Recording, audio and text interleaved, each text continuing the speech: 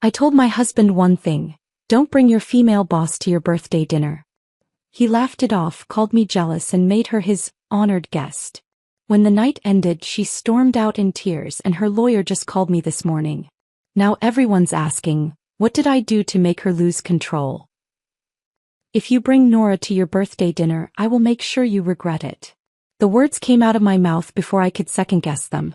Lucas didn't even look up from his phone. He just laughed, that hollow sound that had replaced the genuine warmth I used to know, and kept scrolling through whatever was more important than this conversation.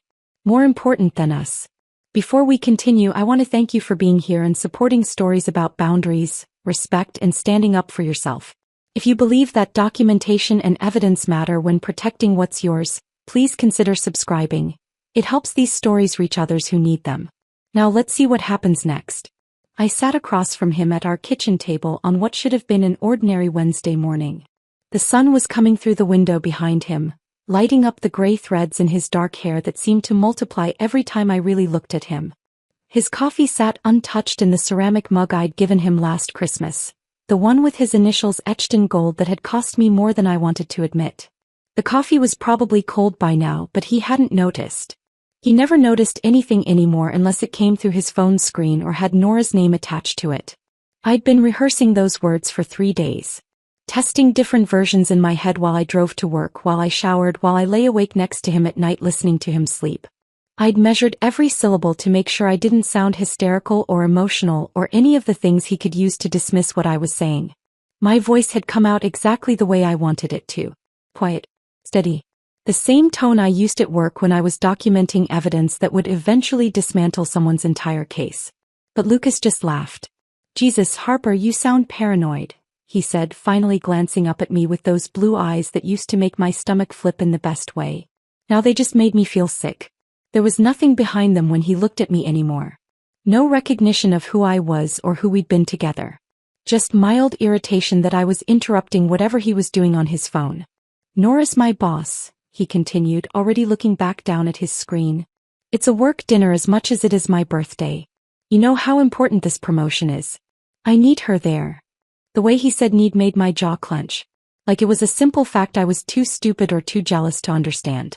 Like working as a litigation paralegal for 12 years had taught me nothing about reading people, about recognizing when professional boundaries had been crossed and then completely demolished. I set my own coffee mug down on the marble countertop with deliberate care. The soft click it made felt too loud in the silence stretching between us. My coffee had gone cold too, but I kept my hands wrapped around the ceramic because I needed something solid to hold on to while I watched my marriage dissolve in real time. "It's not a work dinner, Lucas. It's your 40th birthday at Marcello's, the restaurant where you proposed to me 9 years ago. The reservation is under our name, not your company's. And if you make her your guest of honor while I sit there playing the supportive wife, we're done." He rolled his eyes. Actually rolled his eyes like I was being dramatic about something that didn't matter. "You're being ridiculous. Nora's been instrumental in my career development. She's mentored me through some really tough projects. Having her there shows respect and professionalism. You'd understand if you weren't so threatened by successful women." That was Lucas's specialty now. Turning every legitimate concern I raised into evidence of my personal inadequacy. I was never worried about something real. I was always jealous, insecure, threatened. The fact that Nora Castellano, his 47-year-old boss and regional director of operations at Brennan Logistics, had been texting my husband at 11 o'clock at night with messages like "thinking about our strategy session tomorrow" followed by a winking emoji apparently meant nothing. I was just being dramatic. I'd been watching it happen for months.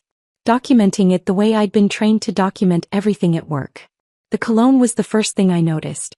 Tom Ford, expensive and subtle, the kind that lingers just long enough to be memorable. I'd never bought it for him. When I asked about it casually one morning while he was getting dressed, he shrugged and said a colleague recommended it. He didn't say which colleague. I didn't ask. I just made a mental note and moved on. Then came the haircuts. Lucas had always been the kind of man who let 6 or 8 weeks pass between trims, showing up to the barber only when his hair started bothering him. Suddenly he was going every 2 weeks, his hair always perfectly styled, his beard trimmed with precision. He started buying new clothes too.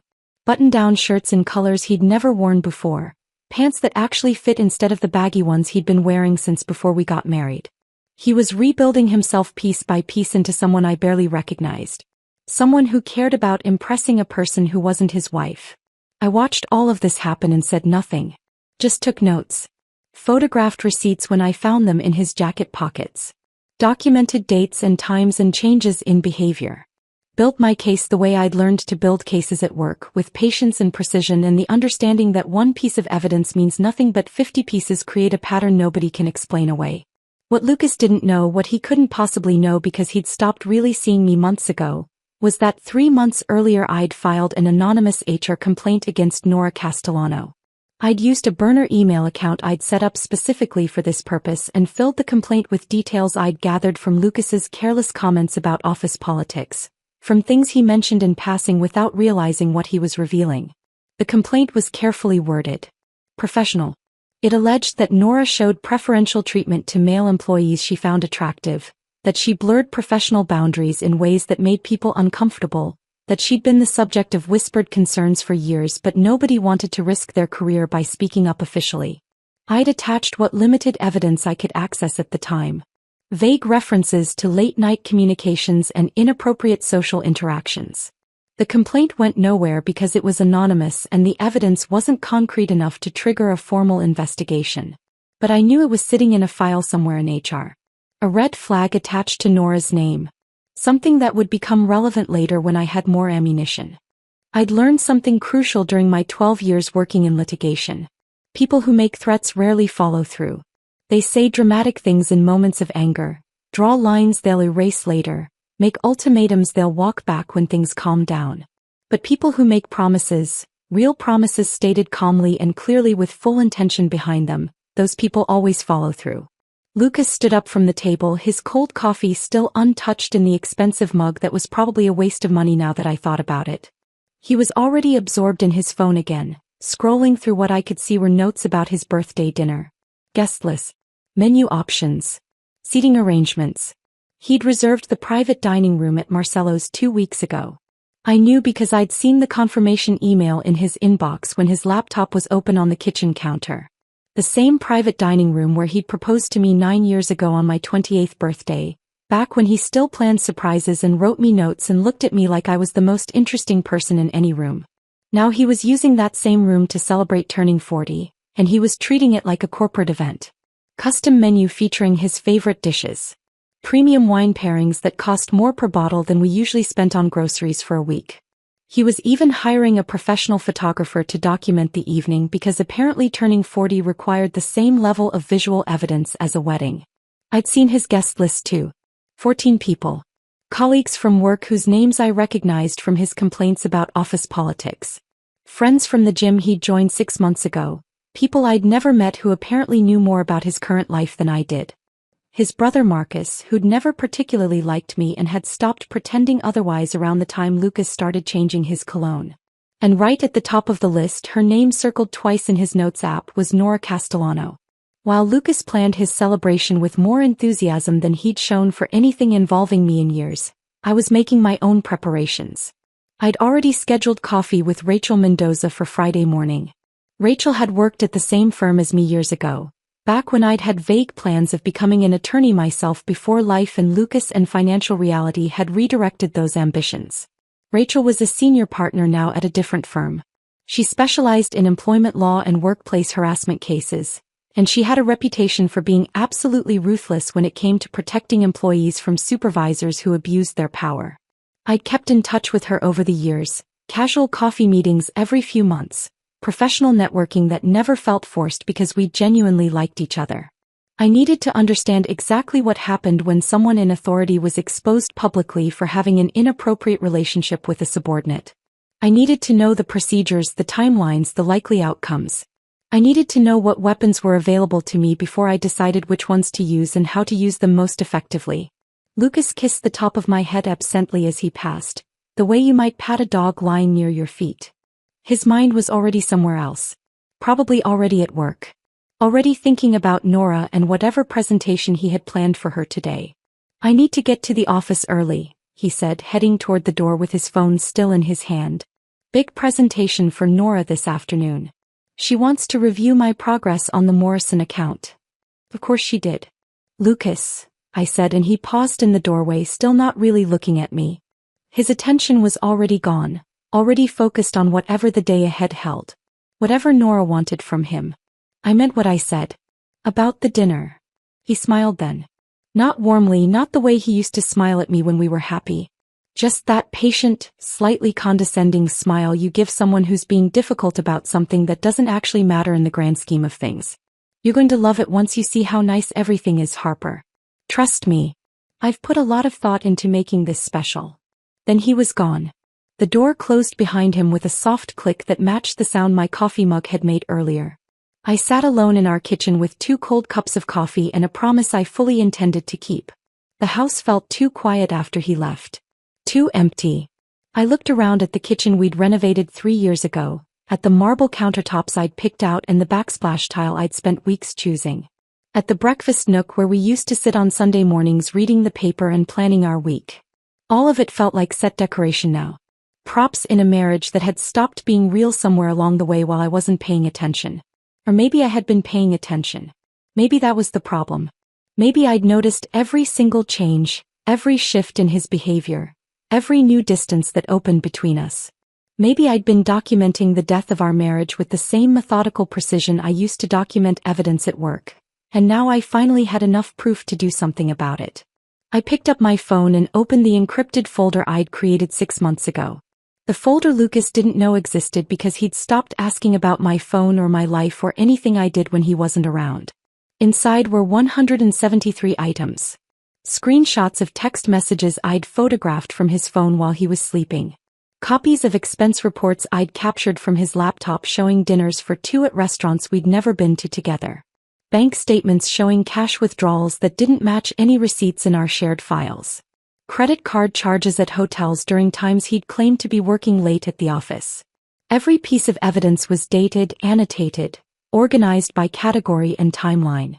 I'd built this case the way I built cases at work. Patiently. Thoroughly. With the understanding that you don't get justice by being loud or emotional. You get it by being prepared and knowing exactly what you're doing when the moment comes. That moment was coming soon. Lucas's birthday dinner was in 10 days. 10 days for him to change his mind, to listen to what I'd said this morning, to choose his wife over his boss. But I already knew he wouldn't. He'd made his choice months ago when he started buying new cologne and getting bi-weekly haircuts and texting Nora at midnight. He'd made his choice every time he came home late smelling like expensive wine and told me he'd been working on the Morrison account. So I'd made my choice too. And unlike Lucas, I always followed through on my promises. I called Rachel Mendoza on Friday morning from my car during my lunch break, parked in the far corner of the lot where nobody from my office would see me. The phone rang 3 times before she picked up. Her voice warm but distracted in the way of someone juggling multiple cases at once. Harper, it's been too long. How are you?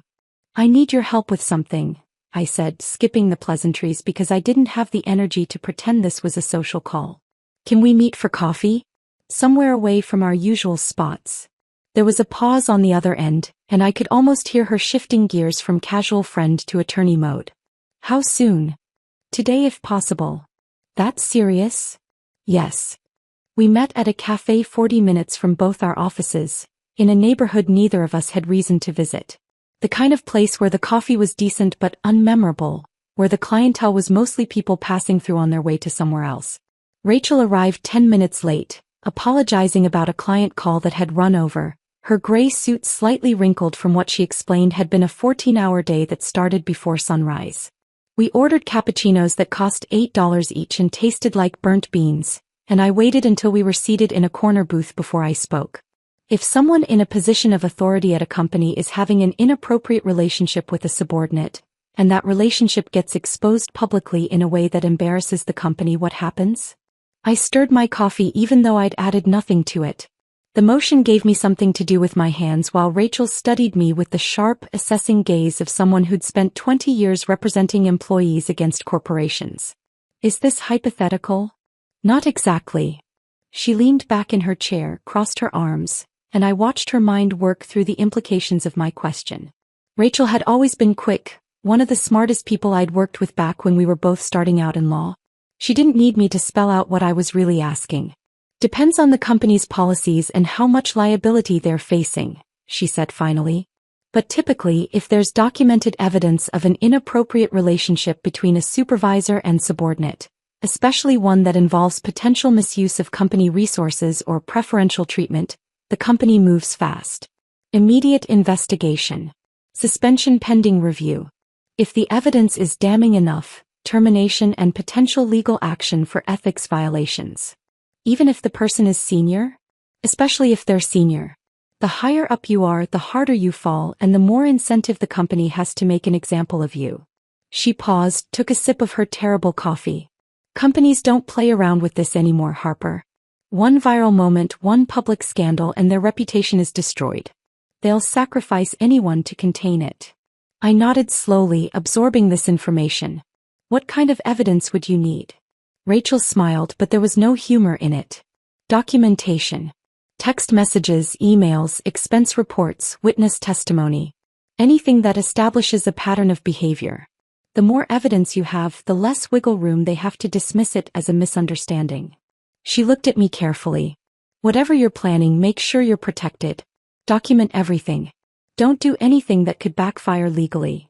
I work in litigation, Rachel. Documentation is what I do.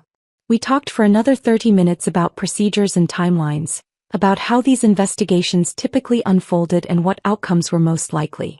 By the time I left that cafe, I had exactly what I needed. A roadmap for what would happen once I pulled the trigger. Lucas spent the next 2 weeks planning his birthday dinner with an intensity one hadn't seen him apply to anything involving me in at least 3 years. Maybe longer. I watched it happen from the periphery of our marriage, invisible in my own home, and cataloged every detail. He obsessed over the seating chart. I found 4 different versions of it in the trash, each one slightly modified, each one positioning Nora Castellano immediately to his right in the spot that traditionally would have been mine. I was relegated to the middle of the table in every version, sandwiched between his brother Marcus and someone named Trevor from accounting. He spent hours researching wine pairings, calling Marcello's repeatedly to adjust the menu.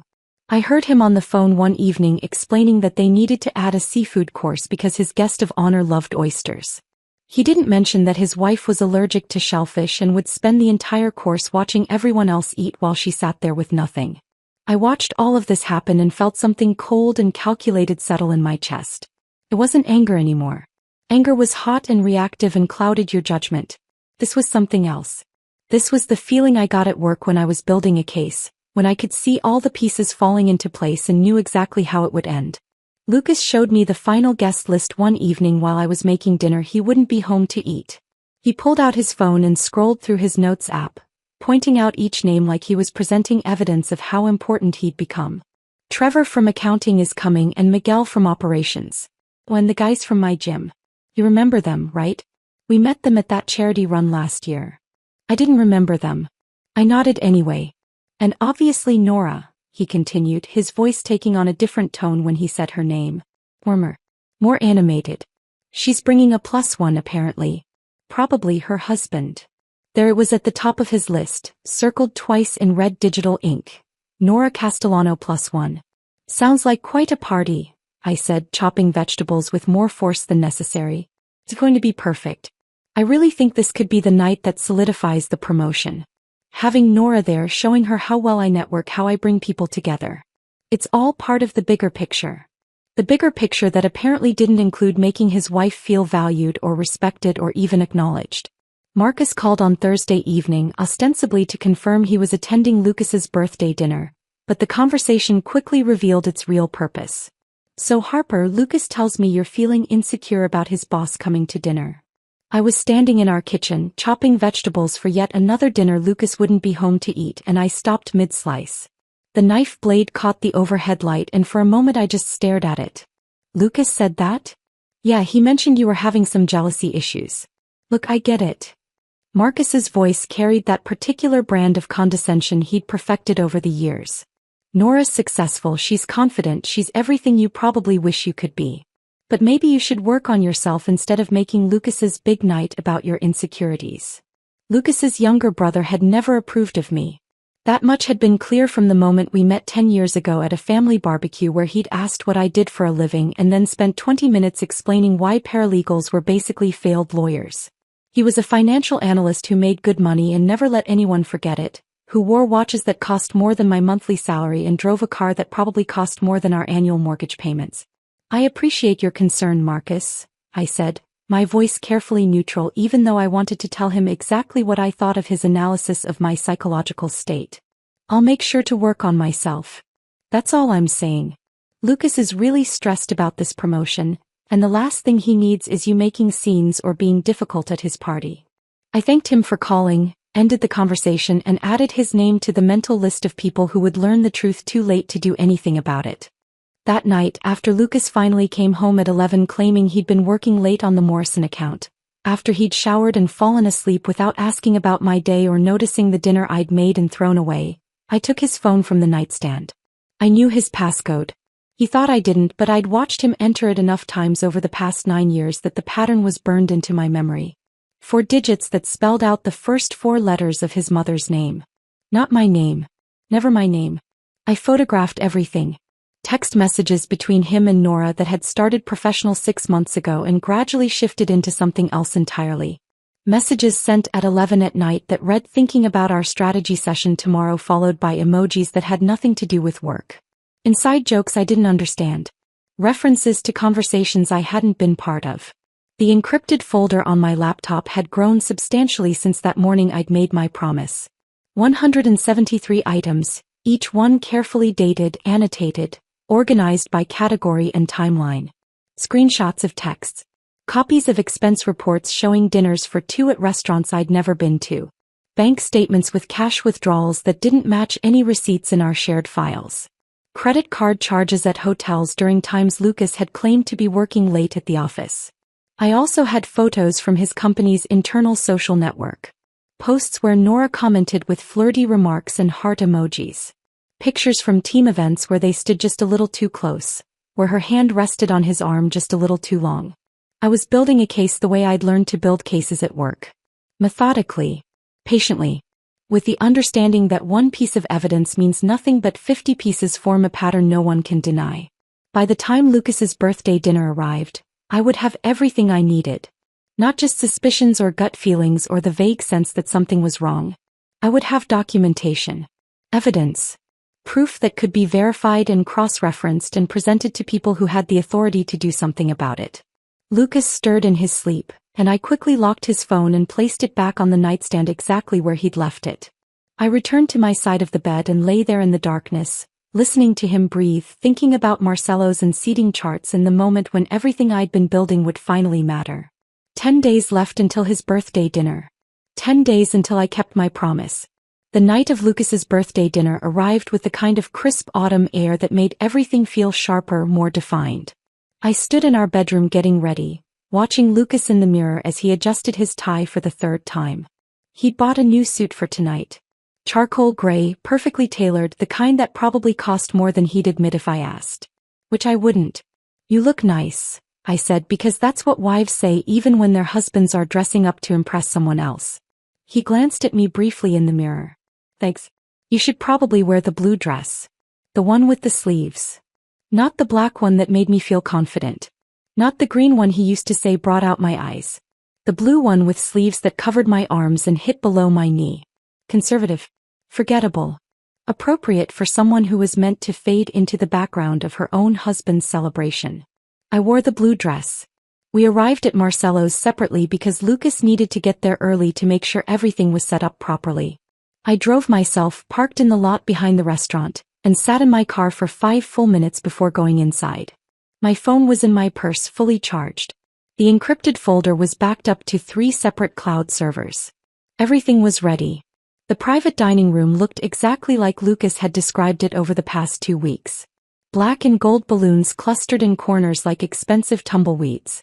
Arrangements of white roses sat on every available surface, their petals so perfect they almost looked artificial. Small placards with names written in elaborate calligraphy marked each seat around the long table that dominated the room. The restaurant smelled like expensive wine and roasted garlic, underlaid with something floral from all the roses. The kind of smell that would normally make me hungry but tonight just made my stomach turn. I could hear conversation and laughter from the main dining area, the clatter of dishes and the low hum of other people's normal Friday nights. I found my name card exactly where I knew it would be.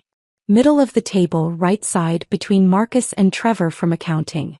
I picked it up and studied the calligraphy, the careful loops and flourishes that spelled out my name like I was just another guest at this event. Like I hadn't been married to the guest of honor for 9 years. Lucas's card sat at the head of the table, positioned like a throne.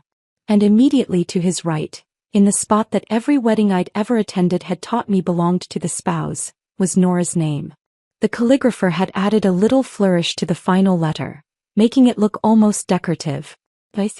I stared at that card for a long moment, feeling something cold and final settle in my chest. This was really happening. He'd really positioned her there. Put her in my spot.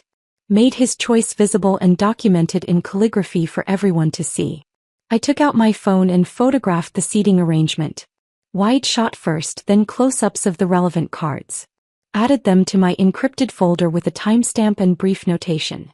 Seating chart, spouse displaced, boss positioned in traditional spouse location. Guests started arriving around 7. I stood near the entrance playing the role Lucas had assigned me, greeting people I mostly didn't know, directing them to the bar, making small talk about traffic and weather and how nice the decorations looked. Marcus arrived and gave me a brief hug that felt obligatory, asked if I was feeling better about tonight. Smiled when I said I was fine. Trevor from accounting arrived with his wife, a pleasant woman named Sarah who seemed genuinely happy to be there. Miguel from operations came with a date. The gym friends showed up in a cluster, all wearing sport coats that looked uncomfortable on them, like they didn't dress up often. Lucas worked the room like a politician, shaking hands, laughing at jokes, making sure everyone had drinks. He was good at this part. Always had been. The social performance of being successful and well-liked and important. He kept checking his phone. Looking toward the entrance. Waiting. Nora arrived at 7:32. I know the exact time because I looked at my phone when I heard Lucas's voice change pitch. When I heard him say her name with that particular warmth he used only for her now. She wore a dress that made every other woman in the room look underdressed by comparison. Deep burgundy, cut low enough that I saw Marcus do a double take, paired with heels that added at least 4 inches to her height. She carried herself like someone who'd never questioned her right to be in any room, who'd never faced consequences for anything because the rules simply didn't apply to people like her. Her husband wasn't with her. The +1 Lucas had mentioned apparently wasn't happening. I watched from my position near the bar as Lucas practically abandoned the conversation he was having and moved toward her. He took her coat himself, complimented her appearance loud enough that people turned to look. Then guided her around the room making introductions like she was visiting royalty and we were all fortunate to be in her presence.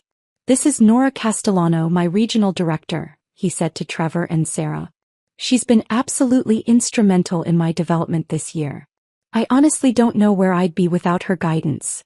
Nora smiled graciously, shook hands, made appropriate noises about how talented Lucas was, how much potential he had, how fortunate the company was to have him. When they reached me, Lucas's hand was on her lower back. A casual touch that looked comfortable. Familiar. You remember Harper, he said like I was someone Nora might have forgotten. Like I was peripheral to his life story. Of course, Nora said, extending her hand. Her grip was firm, confident. It's lovely to see you again. We'd met exactly twice before. Once at a company holiday party 2 years ago, and once when I'd stopped by Lucas's office to drop off his forgotten laptop. Both times she'd been professionally pleasant and completely forgettable. Now she was standing in front of me wearing a dress that cost more than my monthly salary, about to sit in my seat at my husband's birthday dinner. You look beautiful, I said, because that's what women say to each other even when we mean other things. Thank you. So do you. She didn't mean it. I could tell by the way her eyes barely registered my blue dress with sleeves before moving on to something more interesting over my shoulder. Lucas guided her toward the bar, his hand still on her back, and I watched them order drinks together. Watched him lean close to hear her over the ambient noise. Watched her laugh at something he said, touching his arm in that way people do when they're comfortable with each other's physical space. The photographer Lucas had hired was already working, moving around the room capturing candid moments. I saw him photograph Lucas and Nora at the bar, their heads bent together, both smiling. Saw him capture the moment Marcus clapped Lucas on the shoulder in congratulations for something. Saw him photograph the elaborate decorations, the roses, the calligraphy name cards. I made sure I was in none of those photos. Stayed at angles where the photographer's lens wouldn't naturally fall. This needed to be documented, but I didn't need to be part of the story it told. Dinner was called at 8. Everyone moved to their assigned seats, finding their name cards, settling into chairs around the long table. I watched Lucas pull out Nora's chair for her, watched her sit in the spot that should have been mine, watched him take his position at the head of the table with her immediately to his right. I sat between Marcus and Trevor, exactly where I'd been assigned. Sarah sat next to Trevor, which meant at least I had one friendly face nearby. She smiled at me warmly, commented on how lovely everything looked, asked if I'd helped plan the party. No, I said honestly. This was all Lucas. The first course arrived. Some kind of salad with arugula and shaved parmesan that probably tasted fine but turned to cardboard in my mouth. I pushed it around my plate and watched Lucas and Nora at the head of the table, deep in conversation that required them to lean close, that involved touching and laughing and a level of intimacy that had nothing to do with professional mentorship. Trevor tried to make conversation with me about cryptocurrency. He explained blockchain technology like I was 5 years old, used hand gestures to illustrate concepts he assumed I couldn't grasp. I nodded in appropriate places, made encouraging sounds, and thought about the evidence folder on my phone that was about to destroy everything Lucas had built. The main course came. Filet mignon for most of the table, and the seafood course Lucas had added specifically because Nora loved oysters. I watched her eat them, watched Lucas watch her eat them, watched this entire performance play out while I sat invisible between two men who'd barely acknowledged my existence. The photographer moved around the table during dinner, capturing moments. The group laughing at some joke. Marcus raising his glass.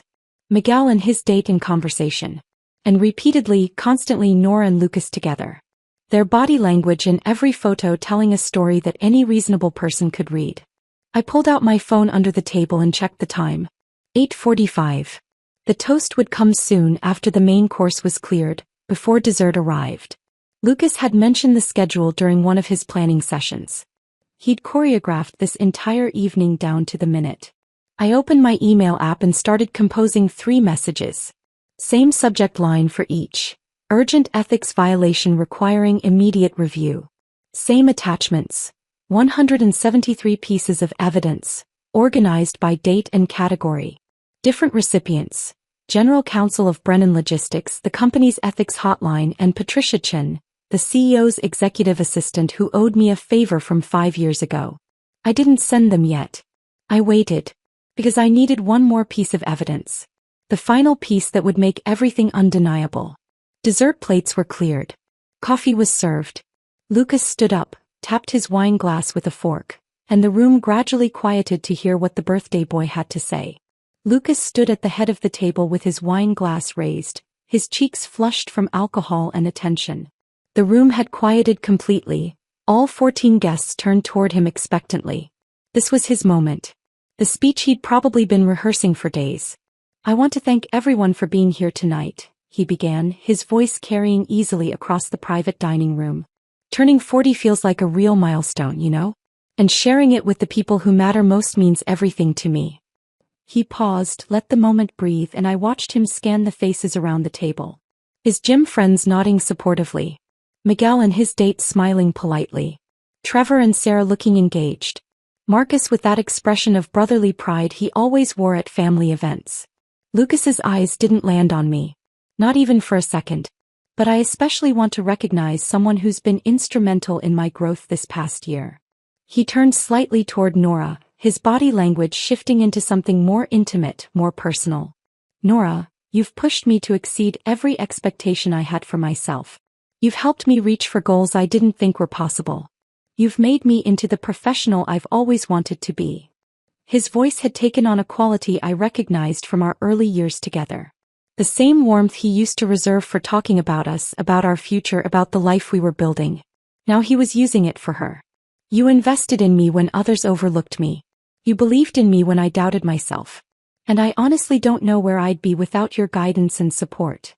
He raised his glass higher, and the table followed suit, everyone lifting their wine glasses in preparation for the toast.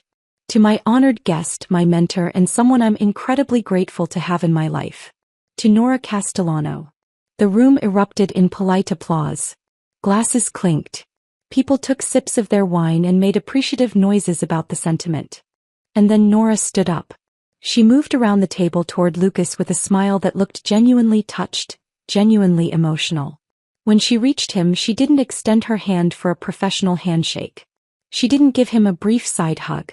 She wrapped both arms around him, pulled him close and pressed her face against his neck in an embrace that lasted 1, 2, 3, 4, 5, 6, 7 seconds. I counted each one, my phone already in my hand under the table. Lucas's arms went around her waist. His eyes closed briefly. His entire body relaxed into the hug in a way that spoke of familiarity, of comfort, of a physical intimacy that had nothing to do with professional mentorship. The photographer captured it from multiple angles. I could see the flash going off, could see him moving to get different perspectives on this moment that Lucas had apparently decided was worth documenting for posterity. When they finally separated, Nora said something to Lucas that I couldn't hear from my position in the middle of the table. Whatever it was made him smile in a way that transformed his entire face, made him look younger and happier than I'd seen him in months. I opened my email app and pulled up the 3 draft messages I'd prepared earlier. Same subject line for each. Same body text. Same attachments. 173 pieces of evidence, plus the seating chart photos I'd taken earlier, plus whatever images the photographer would eventually provide. My finger hovered over the send button for exactly 5 seconds. This was it. This was the point of no return. Once I sent these emails, everything would change. Lucas's career would be in jeopardy. Nora's career would likely be over. Our marriage would definitely end, though it had probably ended months ago when Lucas started buying new cologne and getting bi-weekly haircuts.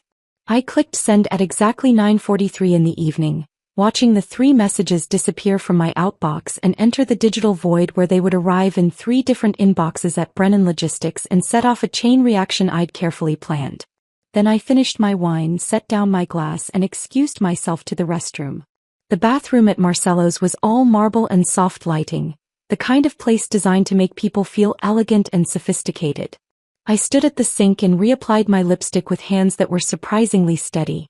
My reflection looked calm, composed, like a woman who just enjoyed a nice dinner rather than one who just potentially destroyed 2 careers with 3 carefully worded emails.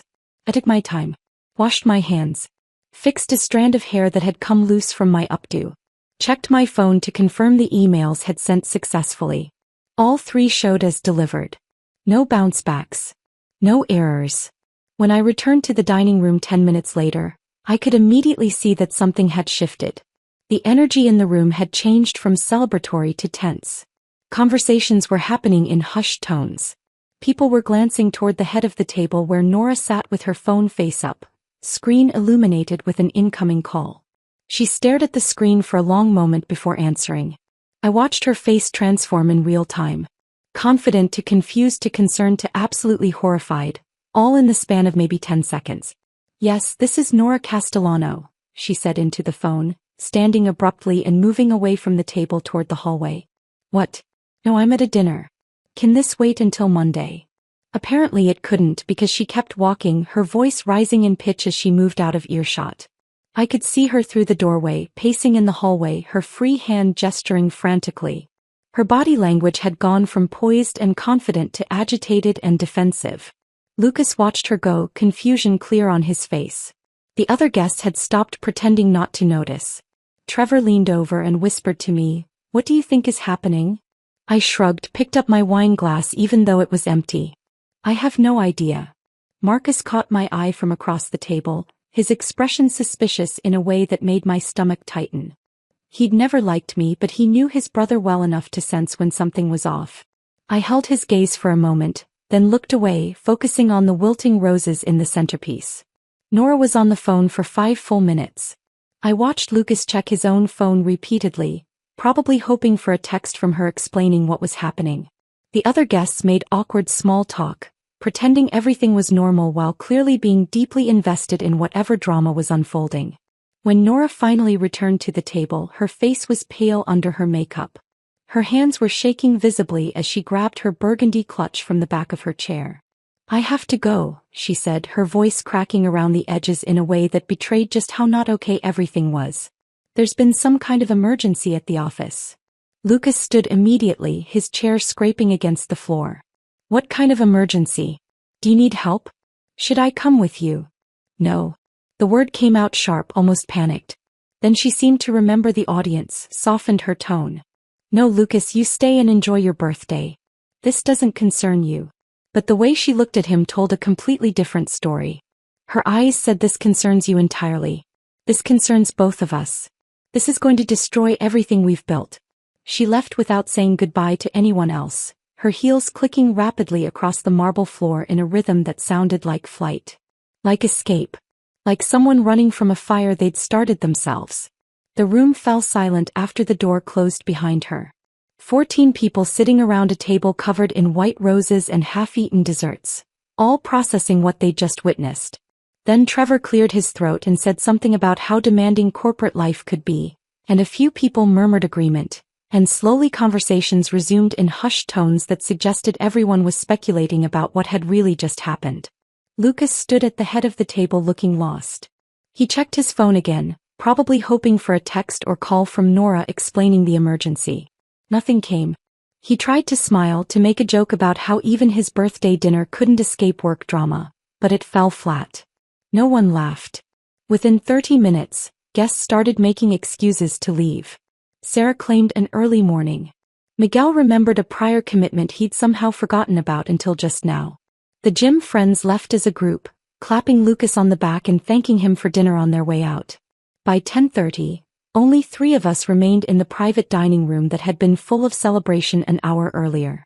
Lucas sat at the head of the table. Marcus was nursing what was probably his 5th drink, and I gathered my coat from the back of my chair with slow, deliberate movements. The white roses had started to wilt in the warm room, their perfect petals dropping onto the tablecloth like surrender flags. The black and gold balloons sagged slightly in their corners. The elaborate calligraphy name cards sat at empty seats, documenting who had been here to witness whatever this evening had been. Lucas stared at his phone like it held answers to questions he didn't yet know to ask. "What the hell was that about?" he said, not quite directing the question at anyone specific but looking in my direction like I might have insight. I finished buttoning my coat, picked up my purse and smiled at him with an expression that I knew didn't reach my eyes. "I have no idea, darling. But I'm sure you'll find out soon enough." I walked to where he sat, leaned down and kissed his cheek. His skin was warm from wine and stress. I could smell his expensive cologne, the Tom Ford I'd never bought him. "Happy birthday," I whispered, then left him sitting there surrounded by half-empty wine glasses, wilting roses, and the ruins of the celebration he'd spent 2 weeks planning. I drove home from Marcelo's alone, the city lights blurring past my windows as I navigated streets I'd driven 1,000 times before.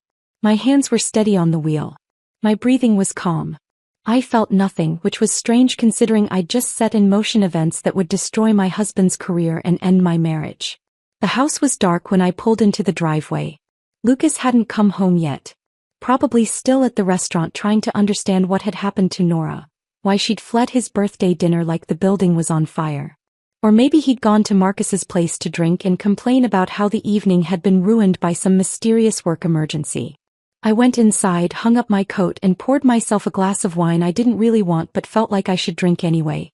Stood in our kitchen looking at the marble countertops and stainless steel appliances and thought about how much money we'd spent renovating this space 3 years ago. How we'd argued about cabinet hardware and backsplash tiles. How Lucas had insisted on the expensive coffee maker that he never used anymore because he always stopped at the coffee shop near his office on the way to work. My phone sat on the counter, screen dark and silent. The emails had been sent 9 hours ago. By now someone at Brennan Logistics had seen them. Multiple someones. People in legal and HR and executive leadership were probably already having emergency meetings about what to do with a regional director who'd been photographed embracing a subordinate employee at a private celebration. I finished my wine, rinsed the glass and went upstairs to bed. Lucas still wasn't home. I woke at 6:30 to sunlight streaming through the bedroom windows and the sound of Lucas's breathing beside me. He must have come in late, crawled into bed without waking me. I turned my head slightly and looked at him sleeping there, his face relaxed in a way it never was when he was awake anymore. He looked younger like this. More like the man I'd married. I got up quietly, showered, dressed in comfortable clothes. It was Saturday. No work. Just whatever came next. The coffee maker gurgled to life in the kitchen, filling the house with the smell of dark roast. I was pouring my first cup when my phone rang at exactly 7:15. Unknown number. I answered on the third ring. Harper Brennan speaking. Mrs. Brennan, this is James Whitfield, attorney for Nora Castellano. His voice was smooth and practiced, the kind of professional polish that came from years of threatening people on behalf of clients who could afford his rates. I'm calling regarding serious allegations you filed against my client that have caused significant damage to her reputation and career. I said nothing. Just listened. Made a mental note to grab the legal pad I kept in the kitchen drawer for moments like this. My client has been devastated by these baseless accusations. Her reputation has been destroyed, her career is in jeopardy, and all because of false allegations you filed maliciously. We're prepared to pursue every legal remedy available unless you immediately retract your statements and issue a public apology. I let him finish his entire speech without interruption. Pulled out the legal pad, made notes about his tone and word choices and the specific threats he was making. When he finally stopped talking, I took a sip of my coffee and responded in the calm, professional voice I'd perfected over 12 years of working in litigation. First, counselor, nothing I sent was false. Every piece of evidence is documented and verifiable. Second, I didn't file allegations. I reported a workplace ethics concern to the appropriate corporate authorities, which is not only legal but encouraged under Brennan Logistics' own employee handbook. Third, if your client's reputation has been damaged, it's because she chose to engage in inappropriate conduct with a subordinate employee and then display that inappropriate relationship publicly in front of witnesses and a professional photographer. I paused, let that sink in. I didn't destroy her reputation. He did that herself.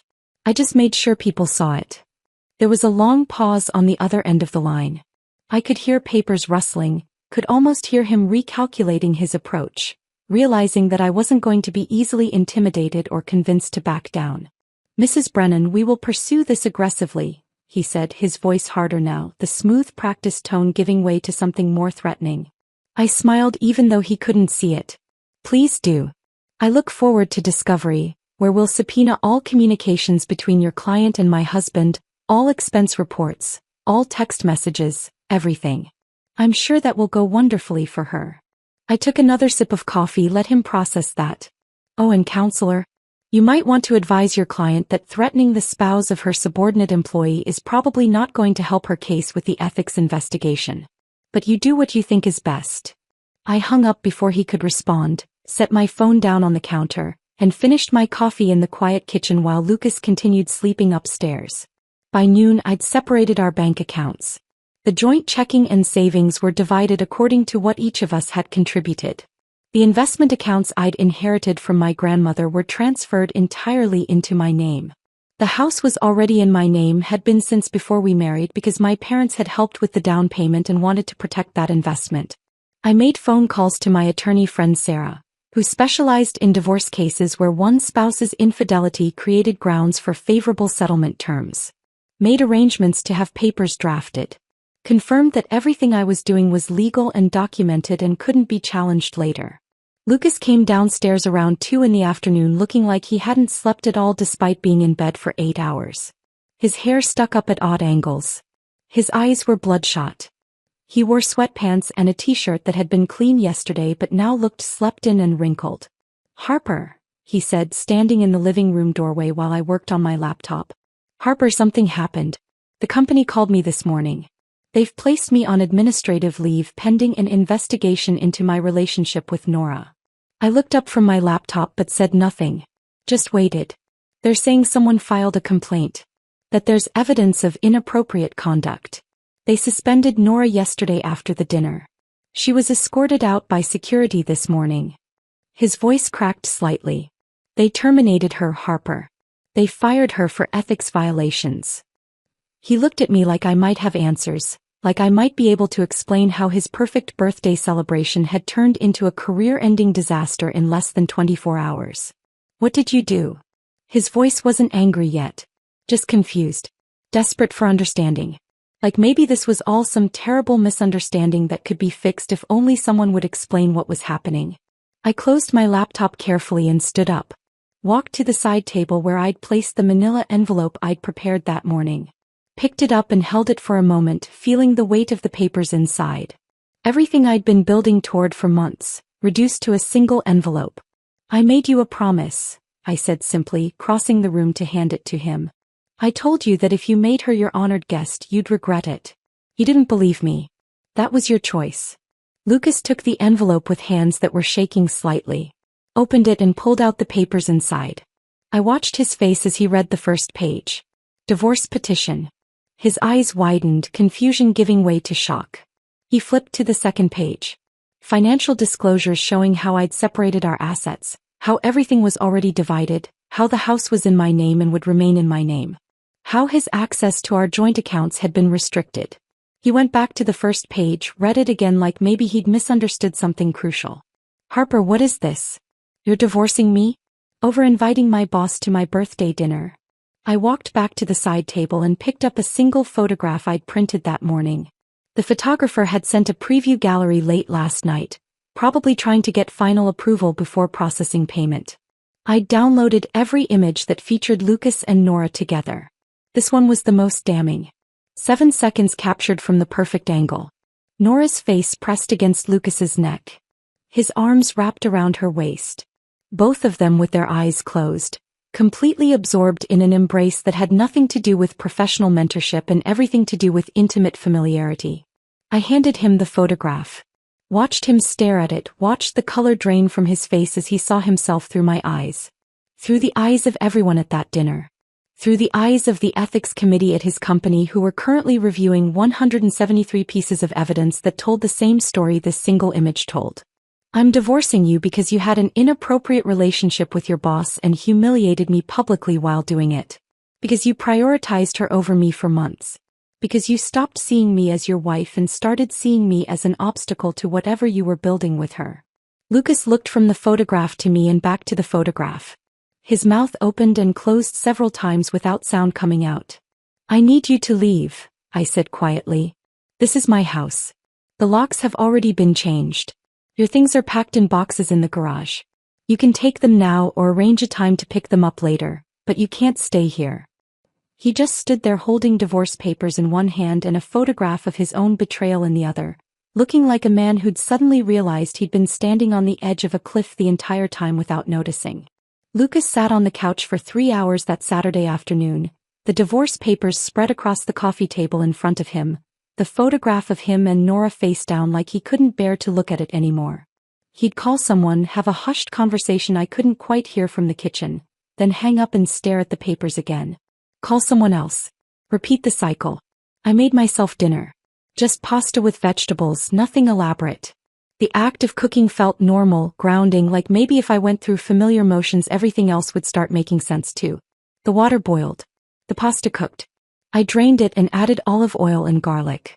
Plated a single serving and ate at the kitchen counter while Lucas sat 15 feet away in the living room acting like his world had ended. Maybe it had. I didn't particularly care anymore. My phone rang at 6:30. Marcus's name flashed across the screen.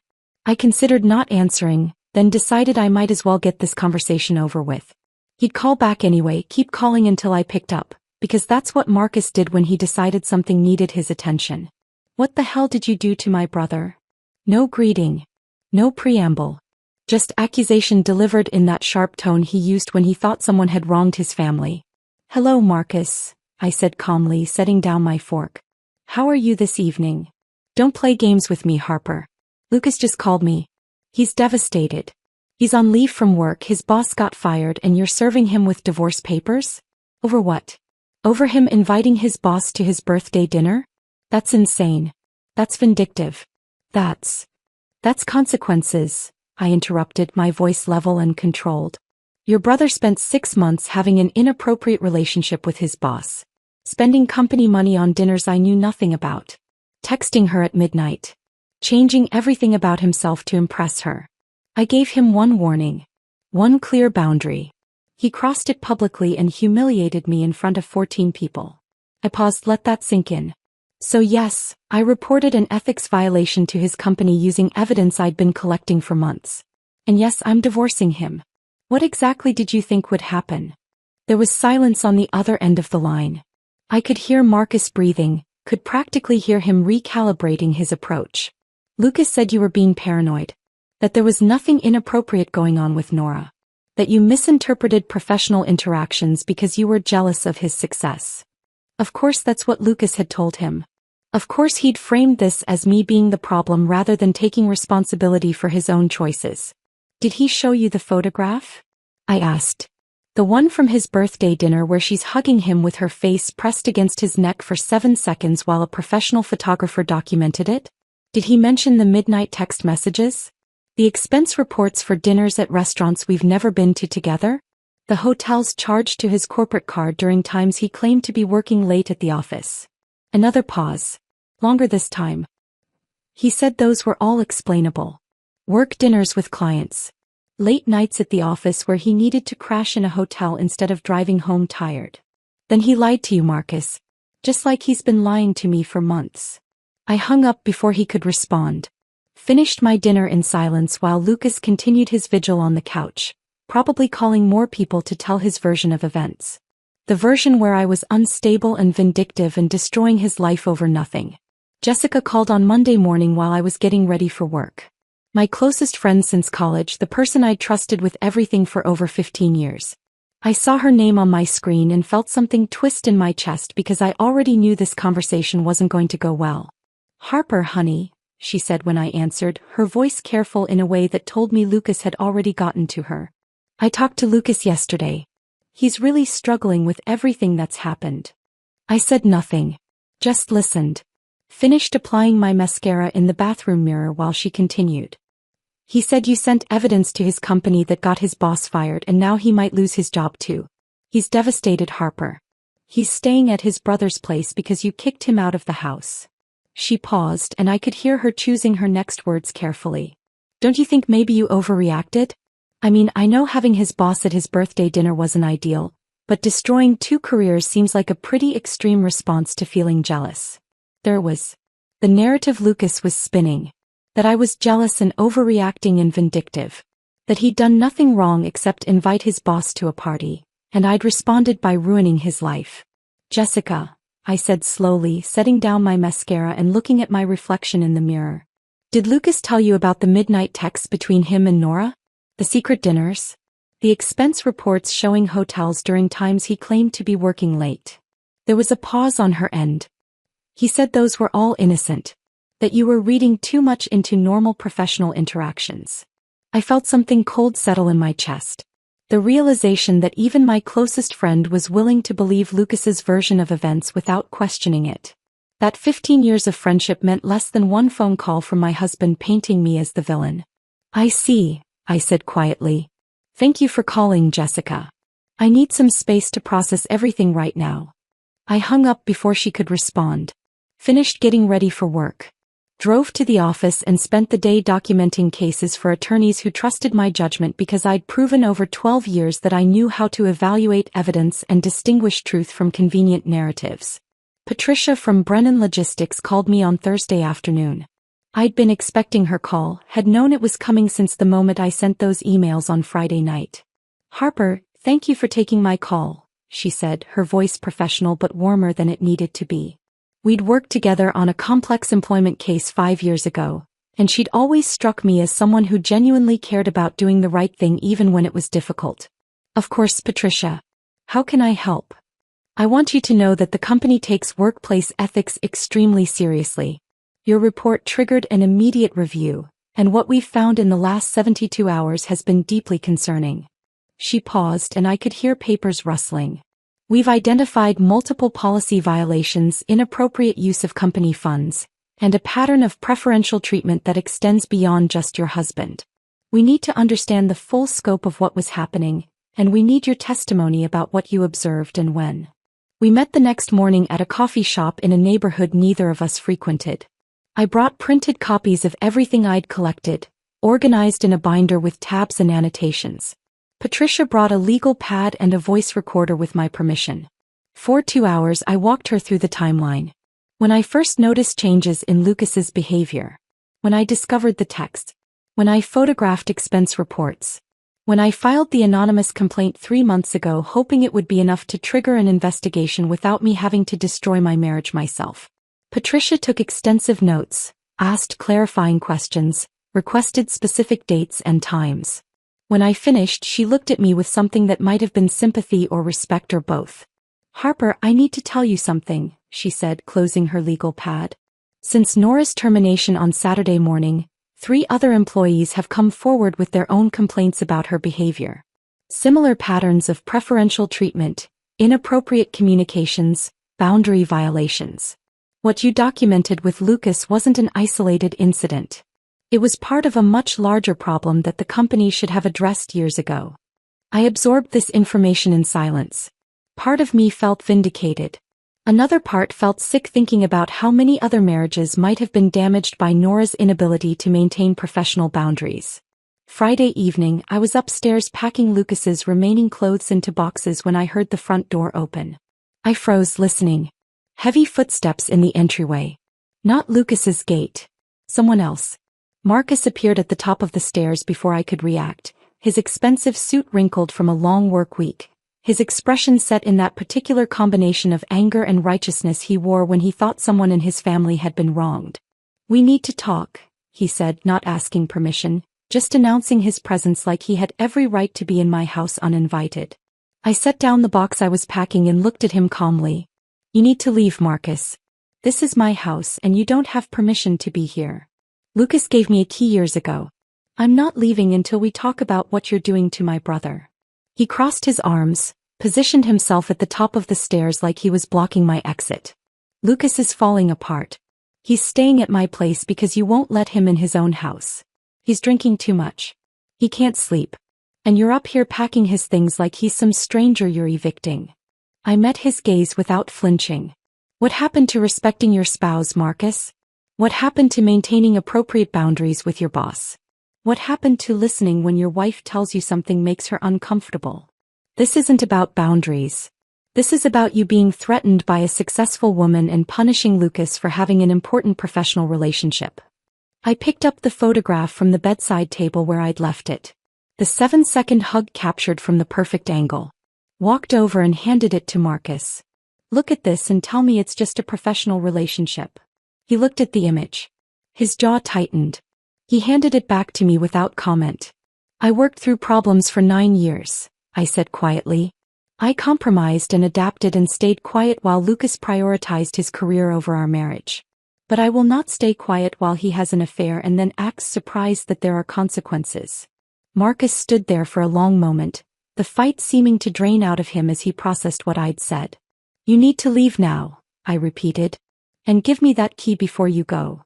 Marcus left without another word, fishing the spare key from his pocket and dropping it into my outstretched hand before walking down the stairs and out of my house. I heard his car start in the driveway, listened to the sound fade as he drove away, then went back to packing Lucas's things into boxes that would remove the last physical traces of him from the space we'd shared for 5 years. The weekend passed in a strange kind of quiet. I cleaned the house thoroughly, scrubbing away 9 years of accumulated life together. Donated items Lucas hadn't taken that held no sentimental value. Rearranged furniture to change the energy of rooms that felt too full of memories I no longer wanted. Made the house mine again in ways it hadn't been since before we married. Monday morning arrived with rain that turned the world gray and soft. I was getting ready for work when my phone lit up with notifications. Text messages from colleagues. Emails with links. A voicemail from Patricia at Brennan Logistics giving me a heads up about something that was about to become very public. I opened the first link and found myself reading a press release on Brennan Logistics' official website, time-stamped at 8 in the morning. The statement was brief, professionally worded, and absolutely devastating in its implications. Brennan Logistics had terminated Regional Director Nora Castellano following an internal investigation that revealed multiple violations of company ethics policies, including inappropriate relationships with subordinate employees and misuse of company resources. The company was conducting a comprehensive review of all personnel decisions made under her supervision and remained committed to maintaining the highest standards of professional conduct. The statement didn't mention Lucas by name. Didn't need to. Everyone in his department would know exactly what inappropriate relationships with subordinate employees meant. Everyone who'd been at that birthday dinner would understand what had triggered this investigation. My phone rang within minutes. A former colleague asking if I'd seen the news. Another asking if I was okay, if there was anything she could do. A third simply saying she'd always known something was off about Nora but hadn't felt safe saying anything until now. I responded to each with brief, professional acknowledgments. Confirmed I was fine. Declined offers of support that felt more like fishing for gossip than genuine concern. Then I silenced my phone and finished getting ready for work. By Tuesday morning, the story had taken on a life of its own beyond corporate press releases and internal gossip. Someone had leaked photos from Lucas's birthday dinner to a workplace blog called Corporate Confessions, and the post was going viral across every social media platform where professionals gathered to judge other people's mistakes. I found the blog post through a LinkedIn notification, someone I barely knew sharing it with commentary about professional boundaries and workplace ethics. The headline read, "When mentorship crosses the line, a birthday dinner that ended 2 careers." The post featured professional quality images from the photographer Lucas had hired. Multiple angles of the 7-second hug, Nora's face pressed against his neck, his arms wrapped around her waist, both of them with their eyes closed in an embrace that spoke of intimacy and familiarity. Photos of them at the head of the table, leaning close in conversation, her hand on his arm. Images that told a story anyone could read regardless of what Lucas claimed about the nature of their relationship. And there, in the background of several photos, was me. Sitting in the middle of the table between Marcus and Trevor, looking directly at the camera with an expression the blogger described as, the wife who knew exactly what was happening and was already planning her next move. I stared at that description for a long moment. The blogger had no idea how accurate that assessment was. No idea I'd been sitting there with my phone under the table, finger hovering over the send button on 3 emails that would destroy everything Lucas had built. The post had been shared over 2,000 times by mid-morning. The comments section was filled with people analyzing every detail of the photos, debating whether the relationship had been physical or just emotional, discussing corporate ethics policies and power dynamics and what should happen to employees who violated professional boundaries this egregiously. Lucas's name was suddenly searchable. Linked forever to this scandal. His professional identity reduced to the guy who had an inappropriate relationship with his boss and got caught at his own birthday dinner. I closed the blog post and went back to work. Documented evidence for cases that had nothing to do with my personal life. Found comfort in the familiar rhythm of legal processes and procedures that made sense in ways human relationships apparently didn't. Wednesday afternoon, my phone rang with a number I didn't recognize. I almost didn't answer, then decided at the last moment to pick up. "Mrs. Brennan? This is David Castellano. I'm Nora's husband." He paused and I could hear him breathing heavily on the other end. "Or I was her husband. I filed for divorce yesterday." I said nothing for a moment, processing this information. Then, "I'm sorry you're going through this. I found text messages between her and your husband going back 8 months. Hundreds of them." His voice cracked slightly. Messages that were way beyond anything professional. Late-night conversations about personal things. Inside jokes. Plans to meet for dinners and drinks. She saved his contact under a fake name in her phone, which is how I never noticed before. He kept talking and I let him. Sometimes people just needed to speak their truth out loud to someone who would understand without judgment. I confronted her on Sunday after she got fired. Asked her how long it had been going on, whether she'd slept with him, whether she'd ever actually cared about our marriage, or if I'd just been convenient while she was building her career and having affairs with subordinates. He paused, took a shaky breath. She admitted everything. Said it started last summer at some company retreat. That she didn't mean for it to get serious. That she never meant to hurt anyone. But she did hurt people, I said quietly. She hurt everyone. Me. Our kids, who now have to deal with their mother being publicly humiliated for having an affair with someone she supervised. They're teenagers, Mrs. Brennan. They have to go to school and face their friends who've probably seen those photos online. Who've probably heard the gossip about what their mother did. We talked for 20 minutes. He shared details about weekend work conferences that Nora had attended alone, late-night phone calls she'd taken in another room, changes in her behavior over the past year that he'd noticed but rationalized away because he'd trusted her. By the end of the call, we'd formed an unspoken alliance. 2 people who'd been betrayed by spouses who should have known better. Who should have valued their marriages more than whatever temporary satisfaction they'd found in an inappropriate relationship that was always going to end badly. "Thank you for listening," David said before we hung up. "And thank you for reporting what was happening. If you hadn't, I might never have known. Might have spent years wondering why my marriage felt wrong without understanding that my wife was investing her emotional energy in someone else." Thursday afternoon, Lucas came to collect his belongings. I watched from the living room window as he pulled up in Marcus's car, sat in the driveway for a long moment just staring at the house, then slowly got out and walked toward the front door. I'd left it unlocked for him. Left his boxes organized in the garage by category so he could load them efficiently and leave. I didn't want a prolonged goodbye or a dramatic confrontation. I just wanted him to take his things and let me start rebuilding my life without him. He found me in the kitchen, the same place where this had all started 10 days ago, with a promise he'd dismissed as paranoia.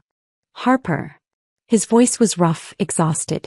He looked like he hadn't slept properly in days. "Harper, I'm sorry. I know I screwed up. I know I didn't listen when you warned me." He stopped, swallowed hard. I could see him gathering courage for whatever he was about to say next.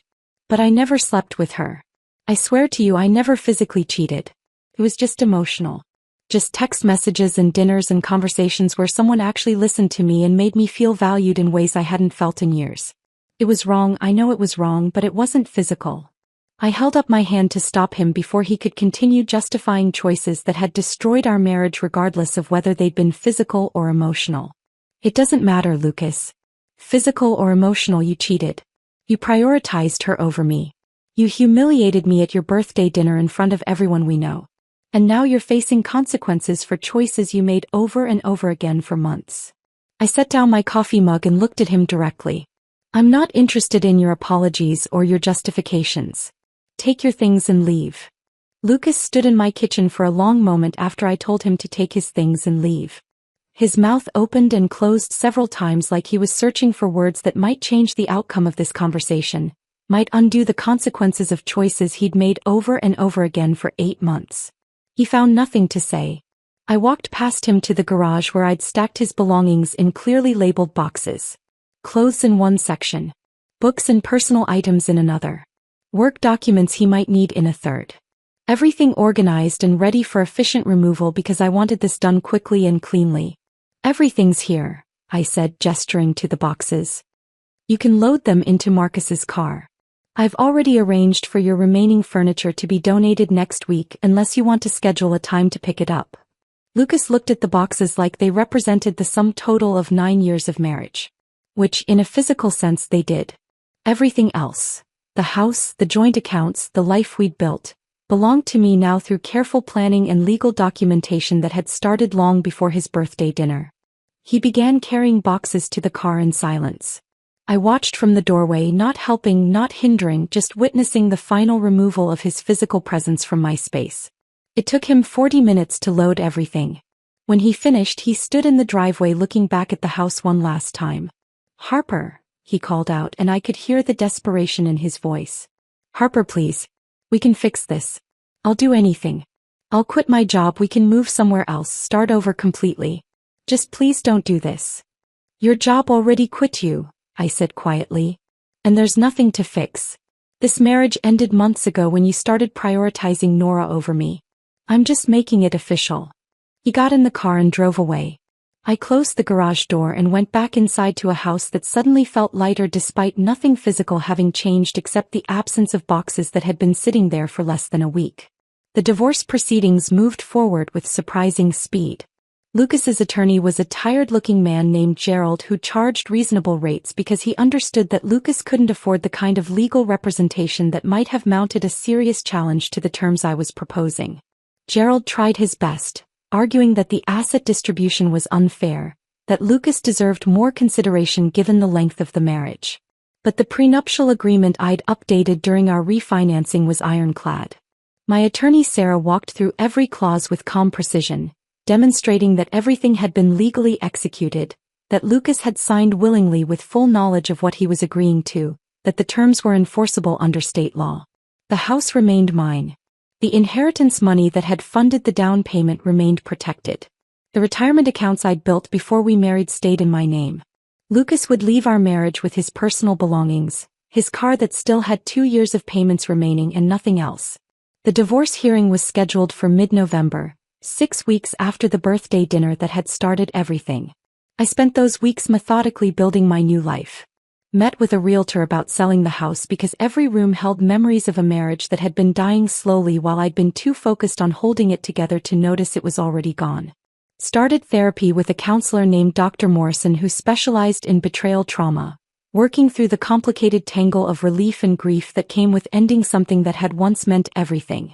I reconnected with friends I'd neglected while I'd been busy documenting evidence and planning revenge. Called people I hadn't spoken to in months and suggested coffee dates that had nothing to do with my divorce or Lucas's scandal. Slowly rebuilt a social life that existed independent of my marriage and its spectacular implosion. Late October arrived with the kind of crisp autumn weather that made everything feel possible. I was at work when Lucas called, his number flashing across my screen during a meeting I excused myself from to answer in the hallway. "Harper, they fired me." His voice was shaking, teetering on the edge of panic. "Brennan Logistics just terminated my employment. The letter says it's effective immediately. I have no income. No references. Everyone in the industry knows about the scandal because of that blog post. How am I supposed to find another job? How am I supposed to live?" I listened to him spiral for 5 full minutes, his words tumbling over each other in increasing desperation. When he finally paused for breath, I responded in the calm, measured tone I'd perfected over 12 years of working in litigation. "You'll figure it out, Lucas. The same way I would have had to figure it out if you'd left me for Nora. You'll apply for unemployment. You'll take a lower-level position somewhere far from here where people don't know your name. You'll rebuild your career from the ground up. Or you won't. Either way, it's no longer my problem to solve." I hung up before he could respond. Went back into my meeting and focused on work that had nothing to do with my ex-husband's inability to face the natural consequences of his own choices. Patricia called me in early November and asked if I wanted to meet for coffee. We chose a different cafe this time, one closer to both our offices, because the need for secrecy had passed. Everyone who needed to know what had happened already knew. She updated me on Nora's situation with the kind of clinical detachment that came from having watched too many workplace scandals unfold over a long career in corporate administration. Nora was blacklisted in the industry. The Corporate Confessions blog post had ensured that anyone who Googled her name found pages of results about inappropriate relationships with subordinates and ethics violations. She'd applied for positions at competitor companies and been rejected before interviews, her reputation preceding her application materials. Her husband David had filed for divorce and was seeking full custody of their 2 teenage children on grounds that her judgment was fundamentally compromised. Friends had taken sides or simply disappeared, unwilling to be associated with someone whose professional reputation had been destroyed so publicly and completely. The company was still dealing with fallout from her tenure as regional director. Every promotion she'd approved, every performance evaluation she'd written, every personnel decision she'd made now required review to determine whether it had been based on merit or influenced by personal relationships and preferential treatment. "We've identified at least 5 other employees who received favorable treatment that appears to have been connected to personal relationships with Nora," Patricia said, stirring her coffee absently. "Some of them have come forward voluntarily. Others we discovered through the investigation. It's a mess that's going to take months to fully untangle." I absorbed this information in silence. Part of me felt vindicated. Another part just felt tired. Tired of thinking about Nora and Lucas and the choices they'd made that had damaged so many lives beyond just their own. "Thank you for telling me," I said finally. "I appreciate you keeping me informed." Patricia nodded. "You did the right thing, Harper. Reporting what was happening. A lot of people wouldn't have had the courage to document everything and follow through. They would have just quietly suffered and let the behavior continue." 6 months passed. Spring arrived with cherry blossoms and longer days and the feeling that maybe the worst was finally behind me. The divorce had been finalized in November with terms exactly as I'd proposed. Lucas had moved to another city where Marcus had helped him find a position in middle management at a smaller logistics company that hadn't heard about the scandal or had decided to give him a second chance. I stood in my new apartment on the other side of town, smaller than the house but entirely mine, and felt something I hadn't felt in years. Peace. The kind that came from knowing I'd done the right thing even when it was hard. even when it meant destroying my marriage and my husband's career and facing judgment from people who thought I'd overreacted or been vindictive or taken revenge too far. Jessica had called in December to apologize. Admitted that Lucas had manipulated the story when he'd first talked to her, that she should have known better than to take his version of events at face value without asking for mine. We'd started meeting for coffee again on Saturday mornings, slowly rebuilding a friendship that had suffered collateral damage from my divorce. Work had promoted me in January. My dedication and attention to detail earning recognition from partners who appreciated employees who understood the value of proper documentation and ethical procedure. The promotion came with a salary increase that made the apartment affordable and allowed me to start saving for whatever came next. I'd even started dating again. Carefully, taking my time. Building something new with someone who respected boundaries and listened when I spoke and seemed to understand that trust was something earned through consistent action rather than empty promises. People still asked me sometimes what I'd done that night at Marcello's to make Nora lose control. What I'd said or done that had caused her to flee the restaurant and get fired within hours. I always gave them the same answer. I didn't make her do anything. I just made sure that when she chose to cross every professional and personal line in front of witnesses, there were consequences. For everyone involved. As that was the truth. I hadn't destroyed Lucas's career or Nora's reputation. They'd done that themselves with choices they'd made repeatedly over months. I'd simply documented it, reported it through proper channels, and allowed consequences to follow their natural course. Some people called it revenge. I called it justice. And either way, I was finally free. If this story of calculated justice had you captivated from beginning to end, show your support by hitting that like button right now.